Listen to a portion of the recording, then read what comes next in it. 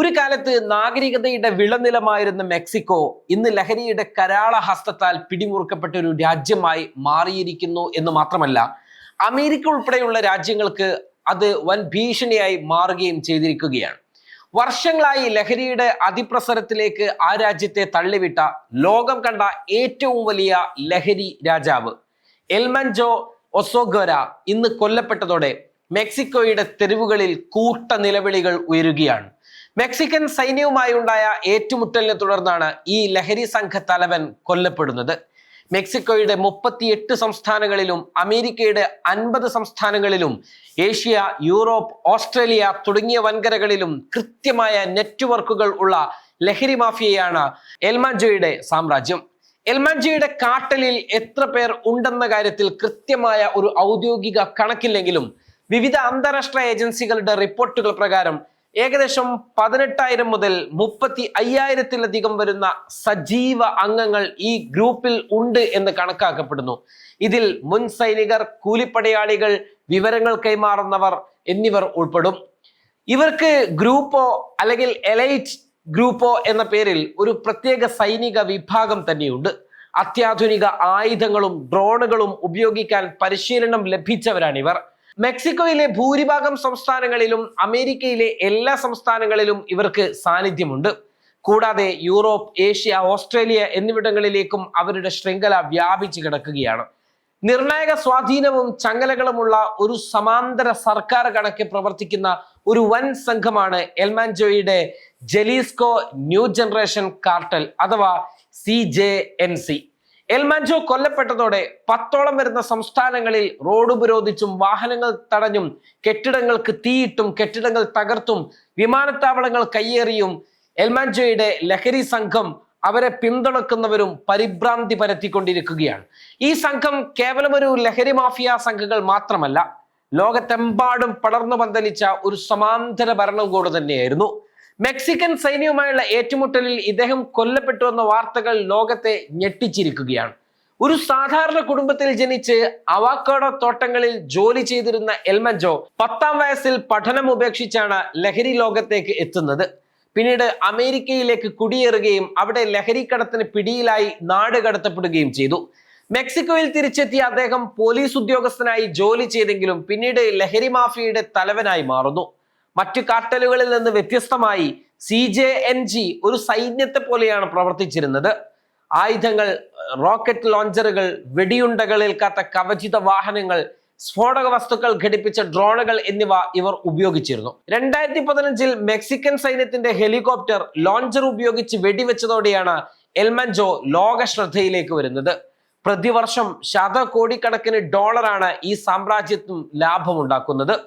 ഫെന്റാനിൻ, cocaine എന്നിവയ്ക്ക് പുറമെ സ്വർണ്ണഖനനം, മനുഷ്യക്കടത്ത്, petrol മോഷണം എന്നിവയും ഇവരുടെ വരുമാനവും വിനോദവുമാണ്.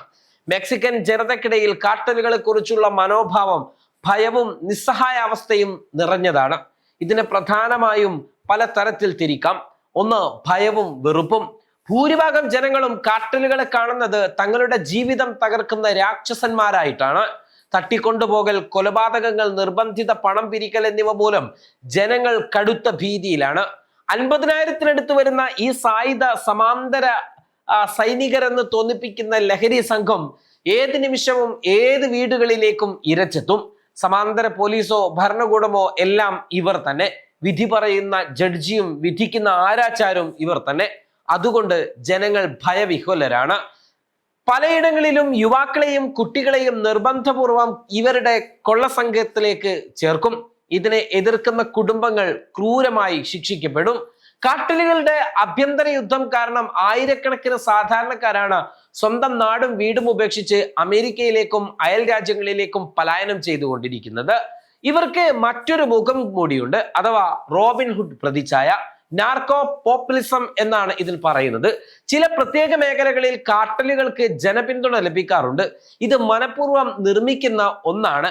അതിനുദാഹരണമാണ് പലതരത്തിലുള്ള സഹായങ്ങൾ നൽകൽ, സർക്കാർ സംവിധാനങ്ങൾ എത്താത്ത ഇടങ്ങളിൽ സ്കൂളുകൾ പണിയുക, ദരിദ്രർക്ക് ഭക്ഷണം വിതരണം ചെയ്യുക, ഉത്സവങ്ങൾ ആഘോഷിക്കാൻ പണം നൽകുക എന്നിവ വഴി ഇവർ ദൈവദൂതന്മാരായും വേഷമിടുന്നു.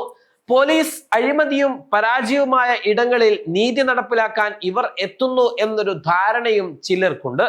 അത് കാർട്ടലുകൾ ജനങ്ങളിൽ നിന്ന് വിവരങ്ങൾ ചോർത്താനും സുരക്ഷിത താവളങ്ങൾ കണ്ടെത്താനും സഹായിക്കുന്ന രീതിയിൽ അവർ സജ്ജീകരിച്ചിരിക്കുന്നു എന്നതാണ് ഇവരെ വ്യത്യസ്തമാക്കുന്നത്.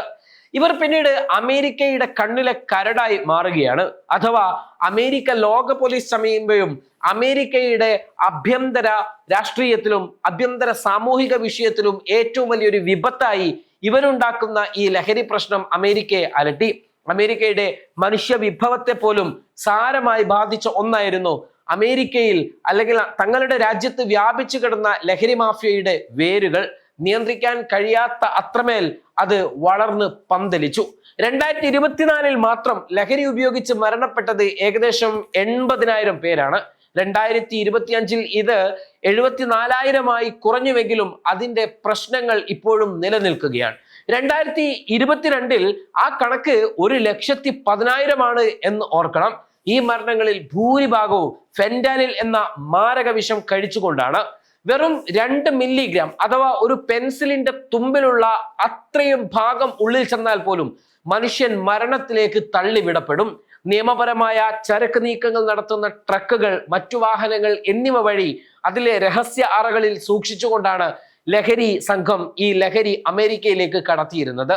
അതിർത്തിയിൽ നിന്ന് ഭൂഗർഭ തുരങ്കങ്ങൾ സൃഷ്ടിച്ചും ഡ്രോണുകൾ വഴി പറത്തിവിട്ടും അഥവാ പ്രതിമാസം 1000-ന് മുകളിൽ ഡ്രോണുകളാണത്രേ അമേരിക്കയുടെ ബോർഡറും കടന്ന് മെക്സിക്കോയിൽ നിന്ന് അമേരിക്കയിലേക്ക് ലഹരി നൽകി അവ തിരിച്ചെത്തുന്നത് എന്നത്. മറ്റൊന്ന് കടൽ മാർഗമാണ്. ഭാഗികമായി മുങ്ങിപ്പോകുന്ന ബോട്ടുകൾ അഥവാ സെമി സബ്മേഴ്സിബിൾ ഉപയോഗിച്ച് പസഫിക് അറ്റ്ലാന്റിക് സമുദ്രങ്ങൾ വഴി വലിയ അളവിൽ കൊക്കൈൻ കടത്തിക്കൊണ്ടിരിക്കുകയാണ്. മറ്റൊന്ന് കൊടും വനങ്ങൾ വഴിയാണ്. അതുവഴിയാണ് അവർ മനുഷ്യക്കടത്തും അമേരിക്കയിലേക്ക് നടത്തുന്നത്. മറ്റൊന്ന് സോഷ്യൽ മീഡിയ വഴിയാണ് അമേരിക്കയിലെത്തിയാൽ അത് വിതരണം ചെയ്യുന്നത്. അതിനും വലിയ ശൃംഖല അമേരിക്കയിലുണ്ട്. അമേരിക്കയുടെ ഉള്ളിലെത്തിയാൽ സ്നാപ്ചാറ്റ്, വാട്സാപ്പ് പോലെയുള്ള ആപ്പുകൾ വഴി യുവാക്കളിലേക്ക് നേരിട്ട് ലഹരി എത്തിക്കുന്ന തരത്തിലാണ് ഈ നെറ്റ്വർക്കിന്റെ പ്രവർത്തനം. ഈ സംഘത്തെ നിയന്ത്രിക്കണമെന്ന് അമേരിക്ക മെക്സിക്കോയോട് പലതവണ ആവശ്യപ്പെട്ടിരുന്നതാണ്. എന്നാൽ ഈ സംഘം മെക്സിക്കൻ രാഷ്ട്രീയത്തിൽ അത്രമേൽ സ്വാധീനം ചെലുത്തിയിരുന്നതിനാൽ മെക്സിക്കോ കടുത്ത നടപടിയിലേക്കൊന്നും നീങ്ങിയിരുന്നില്ല. ചില പൊടിക്കൈകളൊക്കെ ചെയ്തു എന്നല്ലാതെ. എന്നാൽ അമേരിക്ക ഇതിനെ ഗൗരവമായി കാണുന്നു. ഇതേ തുടർന്നാണ് മെക്സിക്കൻ മതിൽ പോലും അമേരിക്ക പിന്നീട് പണിയുന്നത്. എന്നിട്ടും ഈ സംഘം അമേരിക്കയിലേക്ക് 10 മടങ്ങ് അളവിൽ ഈ ലഹരി എത്തിക്കുന്നത് കൊണ്ട് തന്നെ ഈ സംഘത്തെ ഭീകരന്മാരായി അമേരിക്ക പ്രഖ്യാപിക്കുന്നു. ഇതിനെതിരെ മെക്സിക്കോ രംഗത്തെത്തി. ഭീകരവിരുദ്ധ പ്രവർത്തനം എന്ന പേരിൽ മെക്സിക്കോക്കകത്ത് കയറി സൈനിക നടപടിക്ക് അമേരിക്കക്ക് ഇതിലൂടെ സാധ്യമാകും. ഇത് മെക്സിക്കോയെ ഭയപ്പെടുത്തുന്നു. ഓപ്പറേഷൻ സ്വാം ഉൾപ്പെടെ ഈ സംഘത്തെ സഹായിക്കുന്നവരെ പിടികൂടുന്ന പദ്ധതി മെക്സിക്കോ പ്രഖ്യാപിച്ചെങ്കിലും അമേരിക്ക തൃപ്തരല്ല. ഇത് ഇരു രാജ്യങ്ങൾക്കുമിടയിൽ ബന്ധം വഷളാകുന്നുണ്ട്. മെക്സിക്കോ, അമേരിക്ക, കാനഡ വ്യാപാര കരാർ പോലും ഇതേ തുടർന്ന് അവതാളത്തിലായ അവസ്ഥയിലാണ്.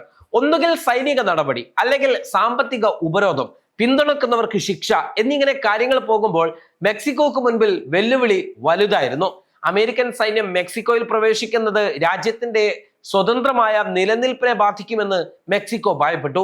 സൈനിക നടപടി ഉണ്ടായാൽ കാർട്ടലുകൾ സാധാരണ ജനങ്ങളെ മറയാക്കി യുദ്ധം ചെയ്യുമെന്നും ഇത് വലിയ മാനുഷിക ദുരന്തത്തിന് കാരണമാകുമെന്നും ആഭ്യന്തര വിഷയങ്ങളിലേക്ക് രാജ്യത്തെ കൊണ്ടുപോകുമെന്നും മെക്സിക്കോ വാദിച്ചു. അതിനിടക്കാണ് എൽമാൻജോയെ മെക്സിക്കൻ സൈന്യം തന്നെ കൊലപ്പെടുത്തുന്നത്. ഏതായാലും എൽമാൻജോയുടെ മരണം മെക്സിക്കോക്ക് അമേരിക്കയിൽ നിന്നുള്ള പ്രശ്നങ്ങൾക്ക് ഒരു പരിധിവരെ മറയാവുമെങ്കിലും ആ ലഹരി സംഘം ഇനി രാജ്യത്തുണ്ടാക്കുന്ന പ്രശ്നങ്ങൾ പുതിയൊരു തലവേദനയാണ്. എൽമാൻജോയുടെ പതനത്തിന് ശേഷം ഈ മേഖലയിൽ കരുത്തരാവാൻ എൽമാൻജോയുടെ ടീമിനോളം മത്സരിക്കുന്ന മറ്റു നിരവധിയായ ലഹരി സംഘങ്ങളും ഇതേ മെക്സിക്കോക്കകത്തുണ്ട്. അവർ മുഖ്യധാരയിലേക്ക് കടന്നു വരാൻ ശ്രമിക്കും.